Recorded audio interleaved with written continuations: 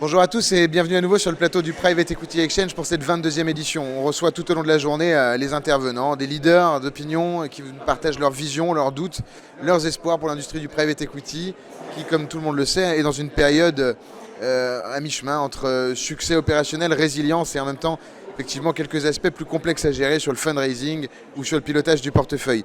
On va parler dans un instant avec mes deux invités. Je les présente d'abord Louis Wetz, Head of France de Waterland Private Equity. Bonjour Louis. Bonjour. Merci d'être avec nous aujourd'hui. Et à ma droite, Antoine Sage, CEO and Founder de PeaCube. Bonjour. Bonjour Antoine. Alors Louis, vous dirigez pour la France Waterland Private Equity. C'est un fonds quoi, mid-market, large cap C'est un fonds mid-market. Waterland, c'est un fonds qui a 14 milliards sous gestion. On investit actuellement notre fonds neuf qui fait 3 milliards et demi. Et nous, notre spécialité, c'est d'investir dans le buy and build aux côtés d'entrepreneurs. Donc on investit dans des sociétés de taille moyenne pour les aider ensuite par acquisitions successives à croître, à prendre des positions compétitives plus fortes dans leur pays d'origine. Donc la France pour les investissements dont je m'occupe, mais également à l'international, dans toute l'Europe et ailleurs quand ça se justifie. Donc vous faites en même temps du primaire en France et en même temps vous faites du build-up pour les sociétés internationales que vous détenez. C'est ça, primaire. Alors Waterland dans son ensemble fait du primaire dans toute l'Europe et ensuite aide les compagnies à se développer. Alors moi j'ai la charge des compagnies dont le siège est en France, mais aide les compagnies à se développer notamment par acquisition. Juste que vous ayez les choses en tête, en moyenne, on fait 6 acquisitions par plateforme, 6 acquisitions additionnelles, donc 6 add-ons, et on déploie la moitié de nos capitaux sur les plateformes et la moitié sur les add-ons. Donc ça vous donne un peu une illustration du modèle.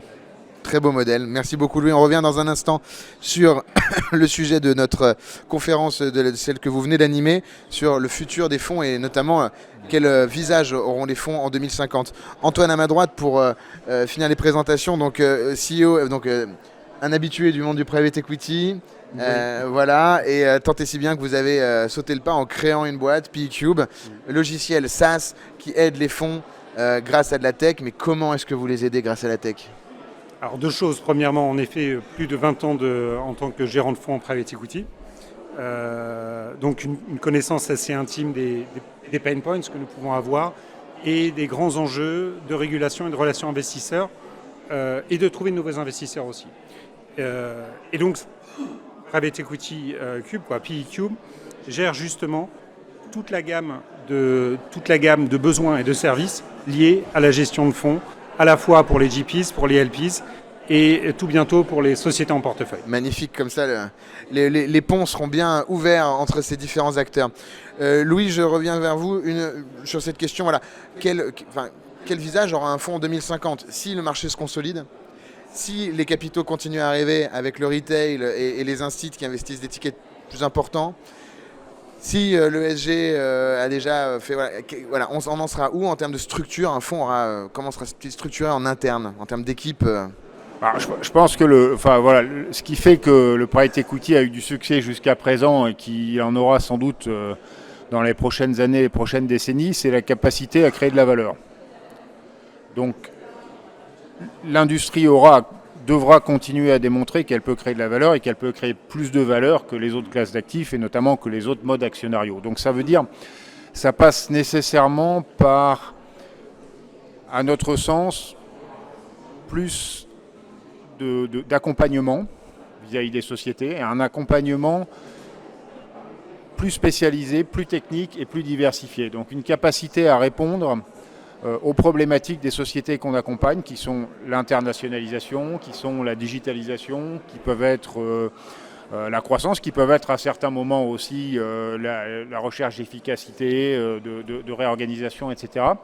Et d'avoir en interne des équipes de spécialistes capables d'accompagner ces différentes phases. Nous on croit vraiment que la différenciation et le développement de l'industrie se fera par la valeur ajoutée qu'on apportera et donc il se fera à travers la capacité des équipes qui vont probablement être de plus en plus nombreuses à portefeuille équivalent à apporter cette valeur. Mais si aujourd'hui, Louis, je vous coupe, mais ok, plus de services, plus de valeur ajoutée, plus d'expertise. Ça veut dire qu'aujourd'hui, j'en sais rien, pour 1 euro levé, admettons qu'on mette 5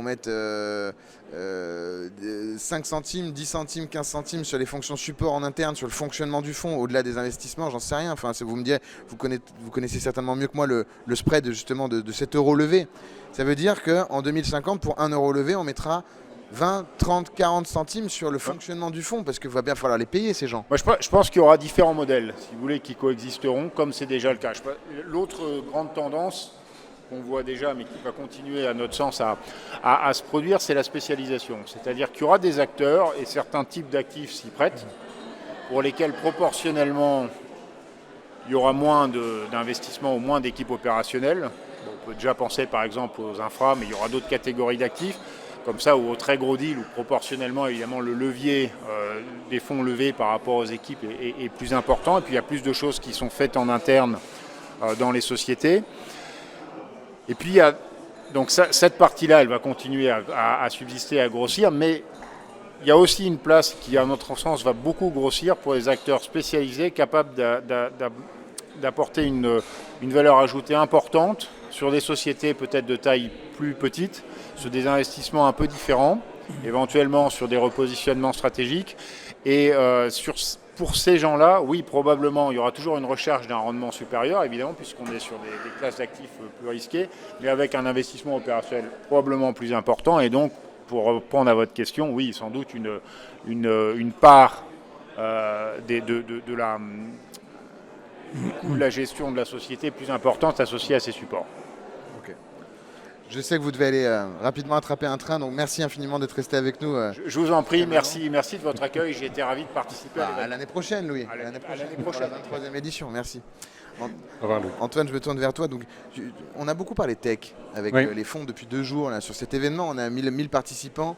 Et hier, j'ai posé une question assez simple. J'aurais dit, bon les gars, ok, donc la techno, c'est important. Est-ce que vous pouvez lever la main? Il y avait 150 personnes dans la salle. Ouais. Est-ce que vous pouvez lever la main tous ceux qui utilisent un outil tech, un nouvel outil tech qui est arrivé dans les 2 dernières années au sein du fonds? Sur 150, j'ai eu 5 mains qui se sont levées. C'est beaucoup déjà. C'est déjà beaucoup. Beaucoup. C'est beaucoup. Alors d'abord, après, est-ce que les fonds sont prêts d'abord à utiliser la tech?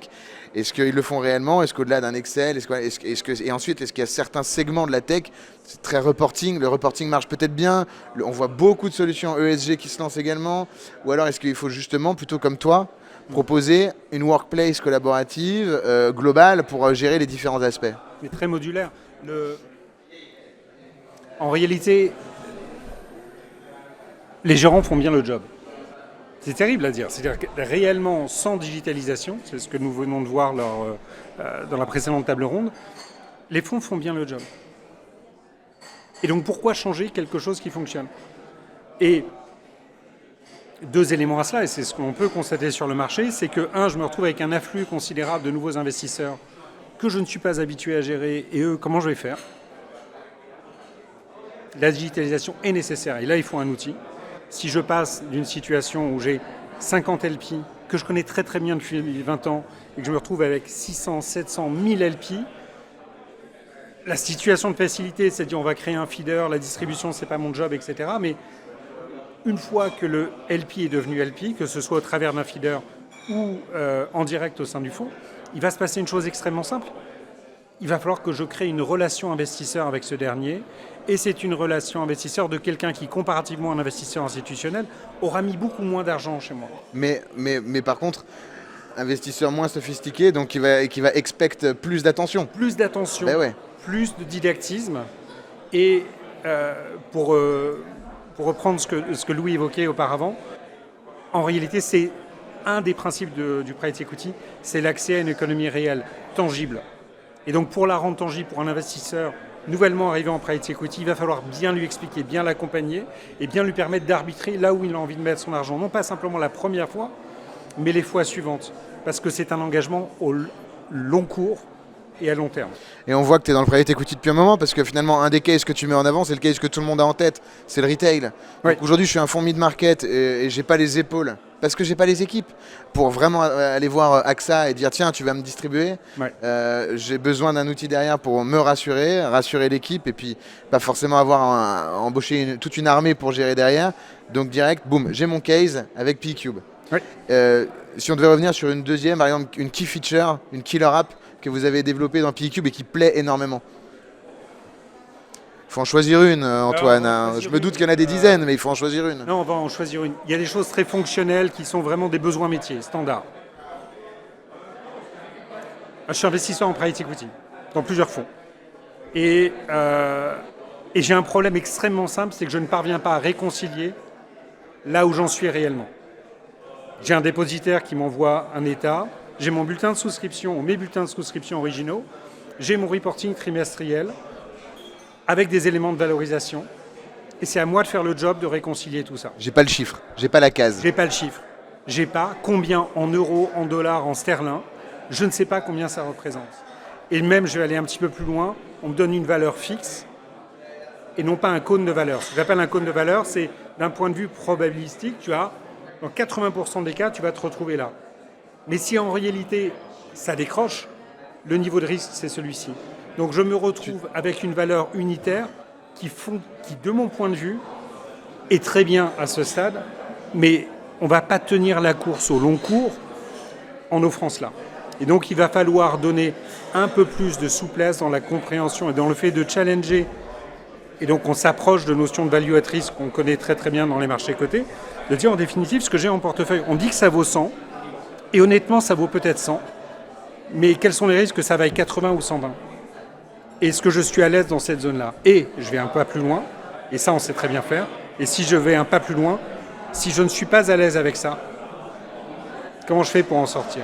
Parce qu'une des grandes questions, et que tu connais très bien, c'est le private equity est une classe d'actifs théoriquement illiquide, mais c'est pas vrai. Elle n'est pas théoriquement liquide. Elle est illiquide parce qu'elle s'est structurée comme ça, mais rien ne l'empêche de devenir liquide demain. Elle est liquide pour les très gros acteurs avec des marchés secondaires pour lâcher des blocs au-delà de 10 millions d'euros, ça c'est vrai. Mais si je suis investisseur individuel, que je mets 50 000 euros en private equity, est-ce que, avec un événement de vie particulier, ou une disparition de la confiance, ou un arbitrage différent, je vais pouvoir sortir. Ça va être un enjeu important. Et on y travaille. Ben, c'est formidable. Mais alors, on a parlé de ce sujet finalement d'évolution de marché, de ce private equity qui pourrait derrière être plateformisé dans des places de marché, dans des marketplaces, qui pourrait vraiment rendre liquide l'actif. Donc en fait, ce serait du private public, enfin du public private equity presque. Évidemment, on ne serait pas sur des marchés classiques, on ne serait pas chez Euronext, mais il y a quand même, enfin on parle de fonds mondiaux qui sont venus sur scène sur les 2 derniers jours en évoquant cette possibilité quand même de vraiment rendre liquide les actifs et les poches. Ouais. Toi demain, avec PeeCube, pour revenir à vous, au-delà de ce software qui apporte des services en day-to-day, on pourrait imaginer que PeeCube ait un rôle à jouer dans cette marketplaceisation des placements comme des portfolios. Écoute, comme une bonne maison, en définitive, la question, c'est où sont les fondations ? Est-ce que la fondation, c'est d'avoir une très bonne gestion du GP et des véhicules que ce GP gère ? C'est notre conviction. La fondation est là. La fondation n'est pas de faire en sorte qu'on va animer tout ce qui environne la maison et on va faire en sorte que toute la rue soit jolie. Il faut que la maison soit avant tout solide. Donc, est-ce qu'on voit un avenir dans la marketplace ? En réalité, j'en sais rien. Mais ce que je sais, c'est que ceux qui passent aujourd'hui par des marketplaces le font parce qu'ils ne se sentent pas la capacité ou n'ont pas la volonté de le faire en direct.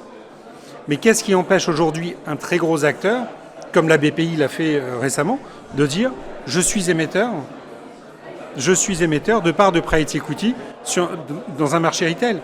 En réalité, si la technologie permet ça, est-ce qu'on continuera à arbitrer au travers d'une plateforme ou en direct ? Et ce qui pose une question intéressante, c'est qu'est-ce que je vais trouver ? Comment est-ce que je vais faire mon marché au sein d'une plateforme ? J'ai quoi ? Je vais regarder simplement des performances financières, des claims ESG ? Non.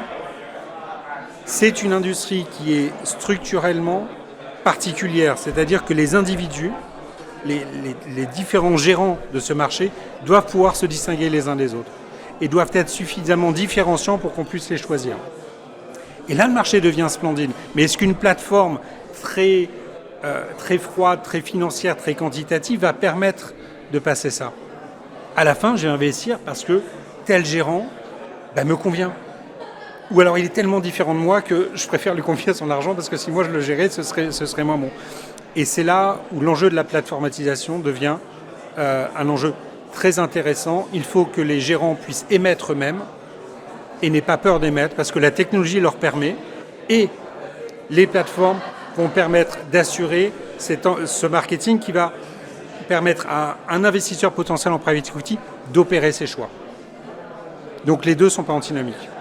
Merci beaucoup Antoine, on y voit un peu plus clair sur tout ce qui va se passer, en tout cas sur les aspects tech, on y voit beaucoup plus clair. Merci infiniment, bravo pour PeakCube, on vous souhaite le meilleur, on se retrouve l'année prochaine pour la 23e édition. Avec grand plaisir. Et je vous remercie infiniment, vous êtes sur 4Chain.